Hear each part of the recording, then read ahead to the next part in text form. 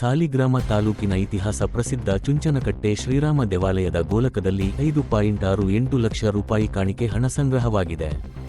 ಹೌದು, ಇಂದು ಸಾಲಿಗ್ರಾಮ ತಹಸೀಲ್ದಾರ್ ರುಕಿಯಾ ಬೇಗಂ, ಚುಂಚನಕಟ್ಟೆ ನಾಡಕಚೇರಿಯ ಉಪತಹಸೀಲ್ದಾರ್ ಮಹೇಶ್ ಅವರ ನೇತೃತ್ವದಲ್ಲಿ ಶ್ರೀರಾಮ ದೇವಾಲಯದ ಗೋಲಕವನ್ನು ತೆರೆದು ಭಕ್ತರು ಹಾಕಿಲಾಗಿದ್ದ ಕಾಣಿಕೆ ಹಣವನ್ನು ಎಣಿಸಲಾಯಿತು.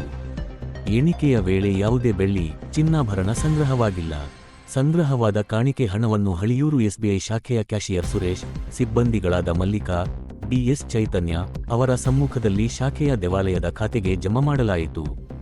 ಎಣಿಕೆ ಕಾರ್ಯದಲ್ಲಿ ರಾಜಸ್ವಿ ನಿರೀಕ್ಷಕ ಚಿದಾನಂದ ಬಾಬು, ಗ್ರಾಮ ಅಧಿಕಾರಿಗಳಾದ ಮೇಘ, ಸುನೀಲ್, ಕಾವೇರಿ, ಪ್ರಿಯಾ, ಪಾರು ಪತ್ತೆದಾರ್ ವಿನಯ್, ಮುಜರಾಯಿ ಇಲಾಖೆಯ ನವ್ಯ, ಸಹಾಯಕರಾದ ವಸಂತ್ ಕುಮಾರ್, ತೇಜವ್ ಮೂರ್ತಿ, ರವೀಂದ್ರನಾಥ್, ಕೃಷ್ಣಮೂರ್ತಿ, ಮಹೇಶ್, ಸುಮಿತ್ರಾ, ನಾಡಕಚೇರಿಯ ಕೆಸ್ತೂರು ವಿಜಿ ಇದ್ದರು.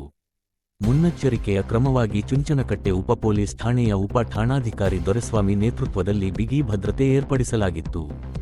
ವರದಿ: ವಿನಯ್ ದೊಡ್ಡಕೊಪ್ಪಲು.